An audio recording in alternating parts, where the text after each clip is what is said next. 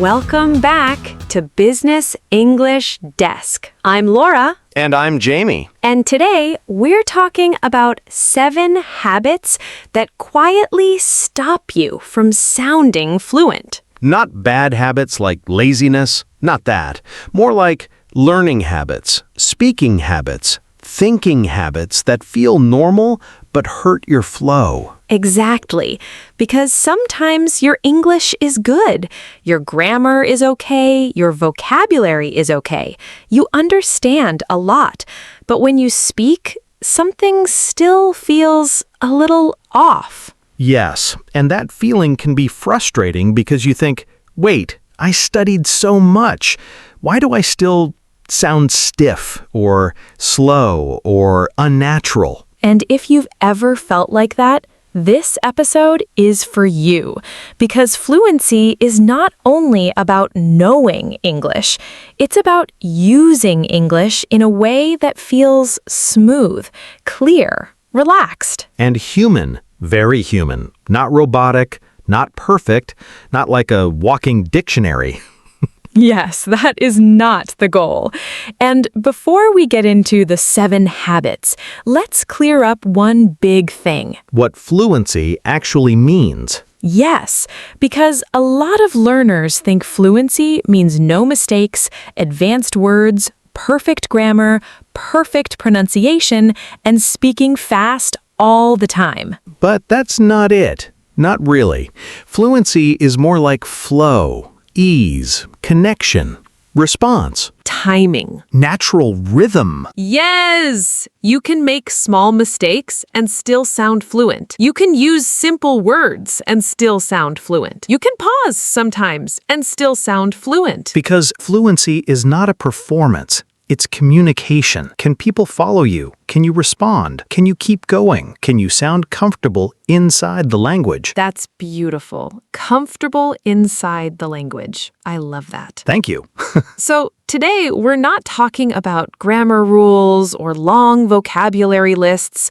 We're talking about habits. Habits that block natural speaking. Habits that make you sound less fluent. And the good news is this: habits can change. So if you hear yourself in one of these, or 2, or maybe all 7, It's okay.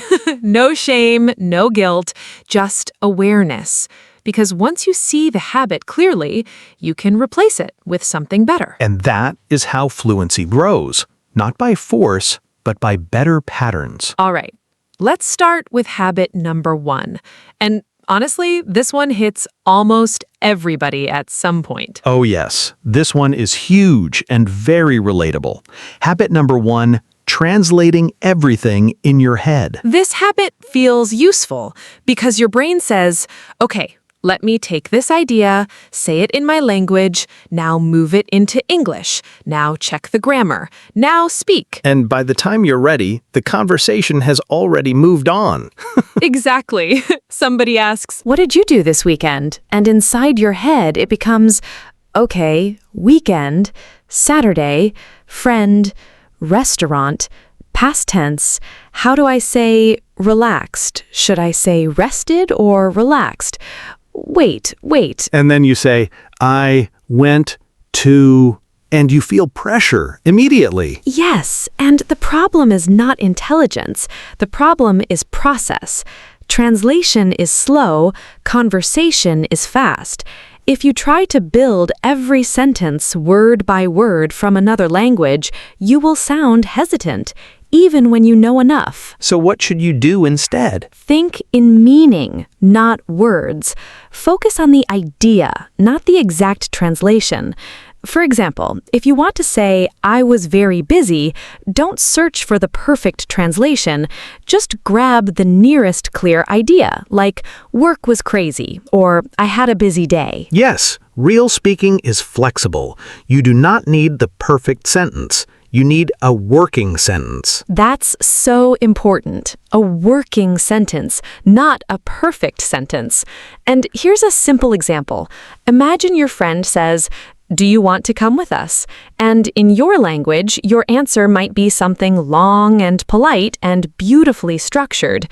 But in English, you can simply say, I'd love to, but I can't today. Maybe next time. Short, natural, easy. Nobody is grading you in the middle of a real conversation. Exactly. And if you want to break this habit, start with common situations, greetings, small talk, opinions, requests, apologies, invitations. Learn direct English responses for those moments. Like, how's work? Pretty busy lately, but good. What about you? Yes. Or, are you free tonight? Not tonight. I've got plans. Maybe tomorrow? And practice saying those responses until they feel ready to use, because fluency grows when your mouth already knows some paths. Beautiful. Also, one more thing. When you listen to English, do not always ask, what is the translation? Ask instead, what does it mean? How is it used? When do people say it? Yes, build meaning before translation. That change alone can make speaking much faster. Okay, habit number 2, learning single words instead of phrases. This one is sneaky because single words feel productive. You open a notebook, you write improve, develop, achieve, opportunity, confident, and you think, wow, my vocabulary is growing. But then, in conversation, those words don't come out naturally, or they come out in strange combinations. Because native speakers do not speak one word at a time. They speak in chunks, in ready-made pieces, in little patterns. Exactly. Not just busy, but pretty busy lately. Not just tired, but I'm exhausted. Not just agree, but yeah, that makes sense.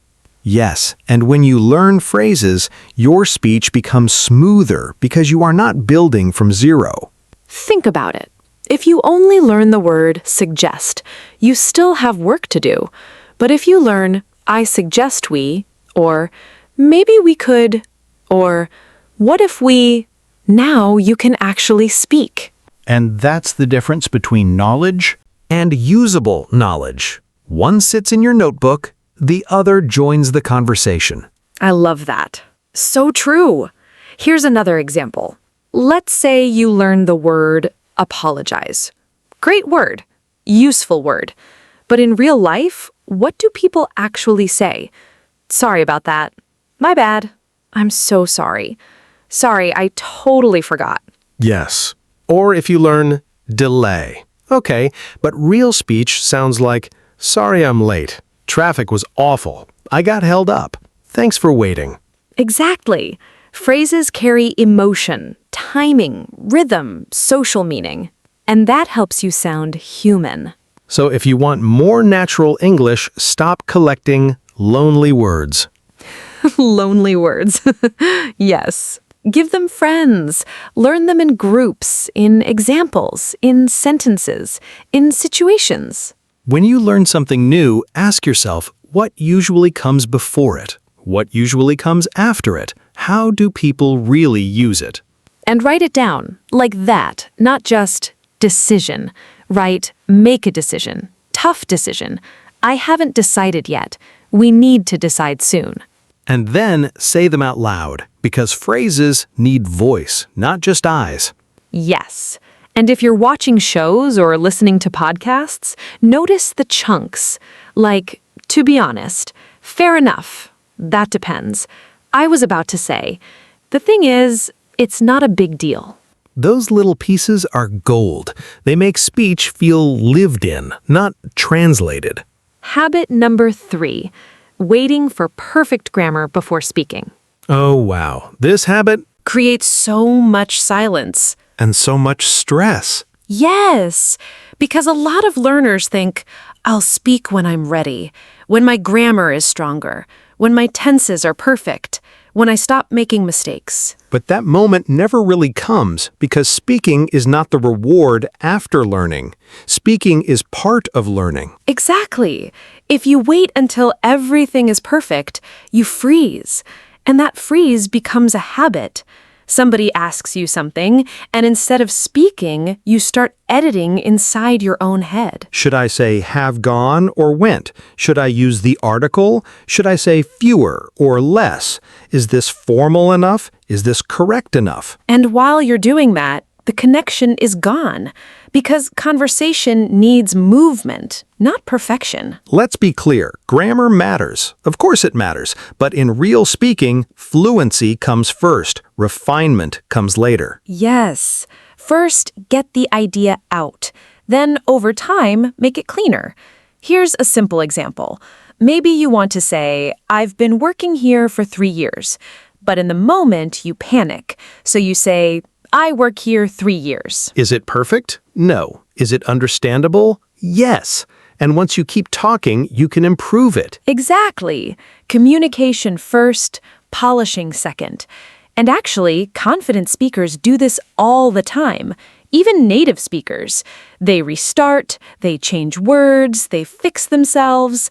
They say, I mean, or what I'm trying to say is... Yes, natural speech. Is messy sometimes. Not broken, just alive. So if you always stop because a sentence is not perfect, you are training hesitation, not fluency. That line is important. You are training hesitation, not fluency. Wow. Thank you. And here's a better mindset. Say it simply. Say it clearly. Keep going. Then notice your weak spots after the conversation. Yes, after, not during every sentence. Because if every conversation becomes an exam, you will never relax. So true. If you want to sound fluent, your mouth must get used to moving, even with imperfect grammar. Because fluent people do not speak because they are never wrong. They become fluent because they keep speaking. Habit number 4, staying inside easy conversations. This one feels safe, and that's why it's dangerous. Yes, because many learners stay in the same zone forever. Hello, how are you? I'm fine. Where are you from? What's your hobby? Nice weather today. And those topics are fine. They matter. They're useful. But if that is the only place where you speak English, your English stays small. Because real fluency needs range, opinions, stories, disagreement, explanation, emotion, uncertainty, reaction. Yes. And if you avoid harder conversations, your brain never learns how to handle them. So the first time somebody asks, what do you think about remote work? Or why did you choose that career? Or what's been challenging lately?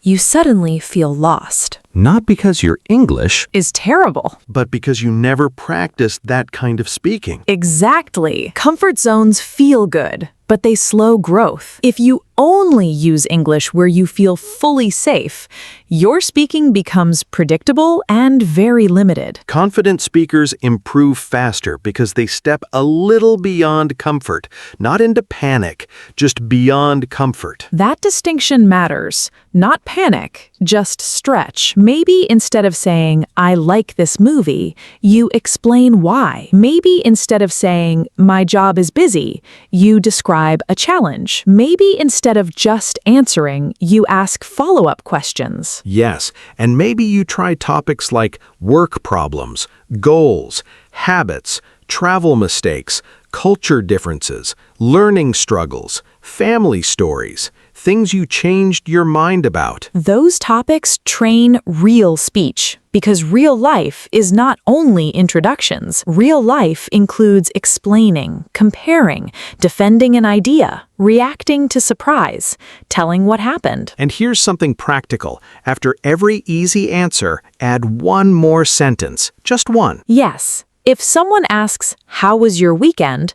Don't stop at, it was good. Say, it was good. I finally had time to rest, and I met a friend for coffee. If someone asks, do you like your job? Don't stop at, yes, I do. Say, yeah, I do, especially because I get to solve problems and work with good people. That extra sentence is where growth lives. Habit number 5. studying English without living it. This is such an important one because many learners study English like a school subject, a separate thing far away from daily life. Yes. English becomes something you open for 30 minutes, then close again, like a textbook drawer. But fluency does not grow only from study time. It grows from contact, from daily contact, repeated contact, living contact. Exactly. If English only exists in lessons, your brain labels it as academic, not real. But when English enters your daily routines, your thoughts, your habits, your entertainment, your reactions, it starts to feel like a language you use, not just a language you study. That shift changes everything, because now English is not a visitor, it lives with you. So what does that mean in real life? It means listening to English while you cook, reading short posts in English, changing your phone settings, talking to yourself in English, writing your to-do list in English, reacting in English. Yes, tiny immersion, daily immersion. Not dramatic, not impossible, just regular. Maybe in the morning you ask yourself, what do I need to do today? Maybe when you leave home you say, I forgot my charger. I need to hurry. It looks like rain. Traffic is terrible today. And when something happens, react in English. No way. That's weird. Nice. That makes sense. I knew it. Yes, those small moments matter so much because fluency is built in ordinary life. Also, don't only consume English. Respond to it. Pause a video and give your opinion. Repeat a phrase. Answer a question. Describe what you heard. Yes, passive contact helps. Active use helps more. And the goal is not to move abroad tomorrow. Yes, please. Not necessary. You can build a mini English life where you are. Exactly. The more English touches real life, the less strange it feels in your mouth. Habit number 6, being afraid of making mistakes. This one is deeply emotional because it's not only about language, it's about identity, ego, embarrassment, fear of judgment. Yes, and that fear can make smart people suddenly silent. People who know a lot say very little because inside they're thinking, what if I sound stupid? What if I say it wrong? What if they don't understand? Or what if they laugh? And because of that fear, they choose silence or super short answers, or they avoid speaking completely. But here's the truth. Silence hurts fluency more than mistakes. Mistakes are active. Silence is inactive. Mistakes teach. Silence delays. Yes, and most conversations are kinder than you think. People usually care more about meaning than perfection. They want to understand you. Exactly. And even if you make a mistake, that moment is useful. Maybe you say, I am boring, when you mean, I am bored.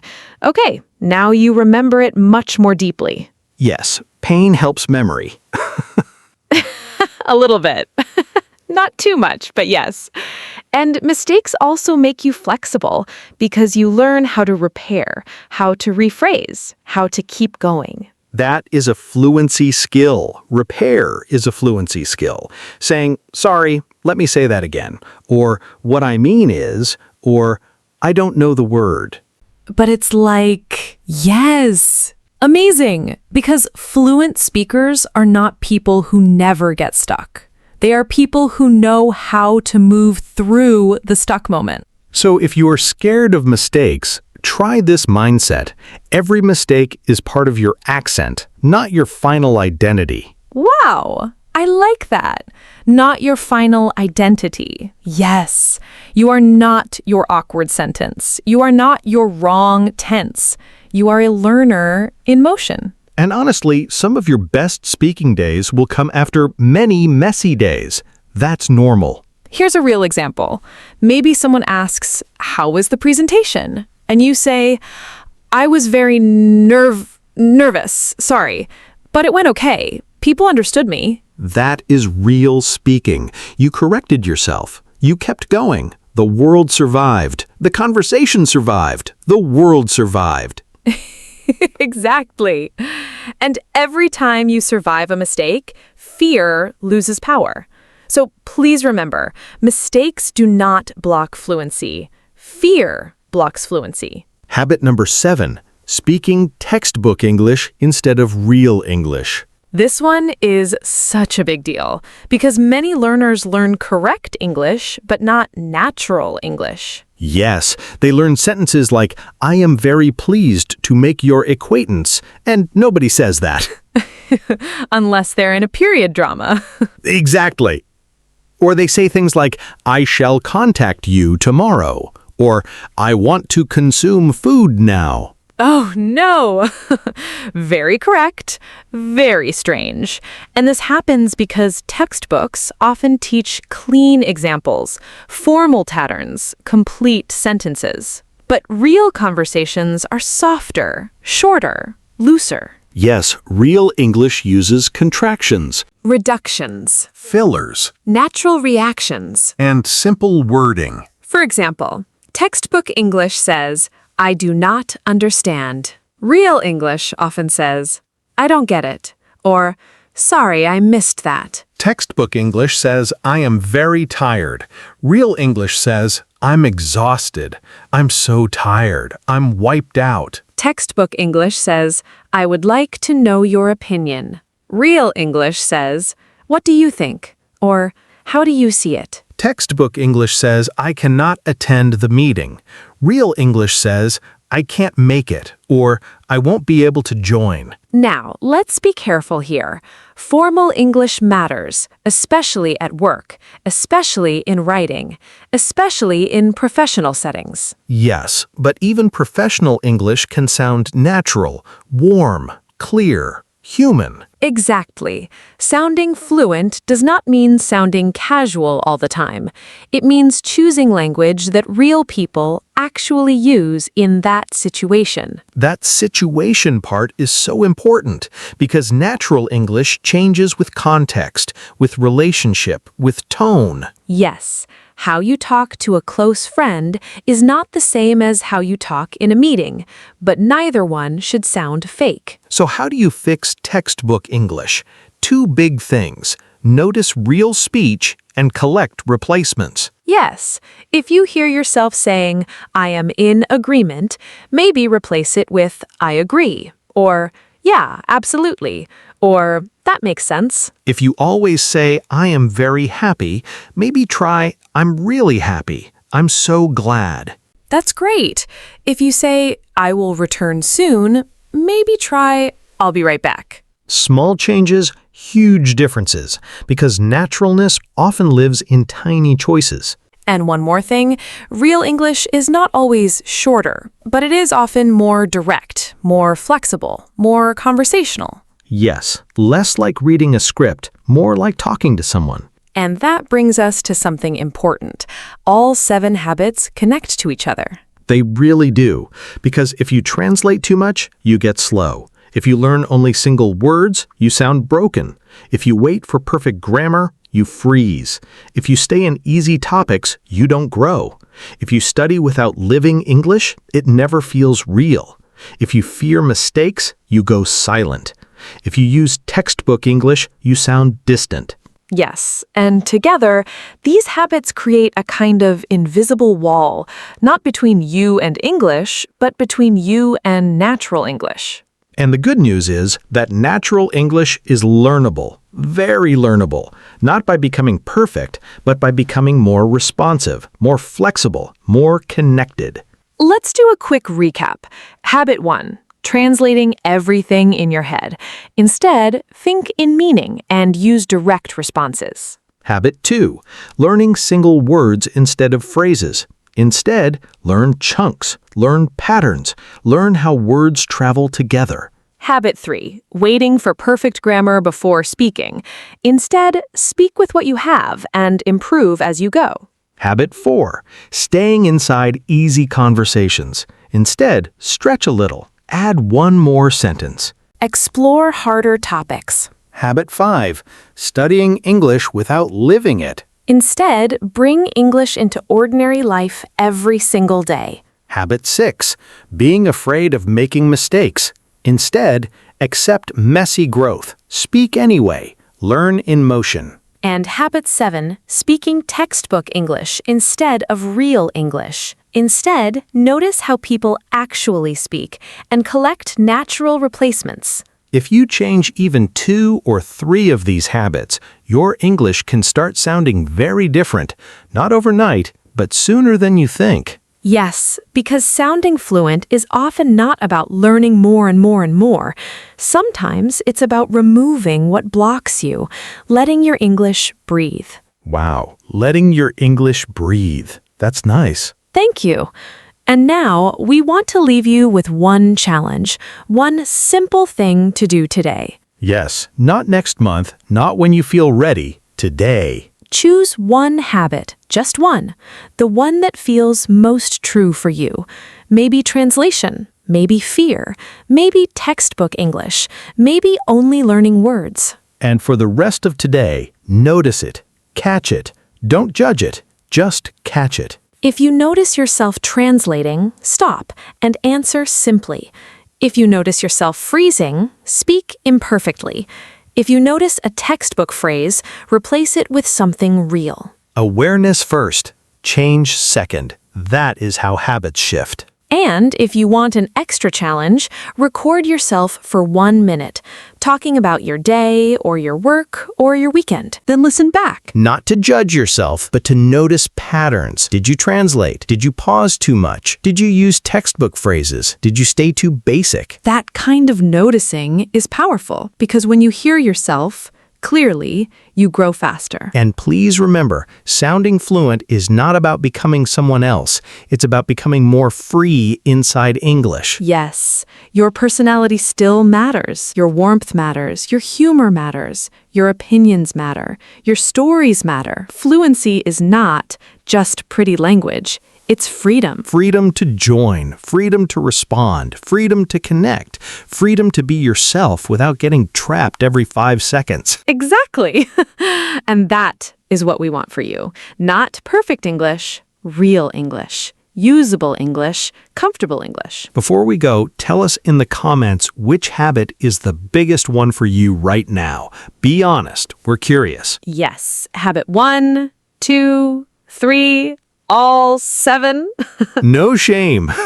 We've all been there. And if this episode helped you, please like the video, subscribe to the channel, and share it with a friend who needs a little push. And if you want more episodes like this, more real English, more speaking help, more confidence training, we've got you. Thank you so much for spending this time with us. Keep practicing, keep speaking, keep going. And be kind to yourself while you learn. We'll see you in the next episode. Bye, everyone. Bye, guys.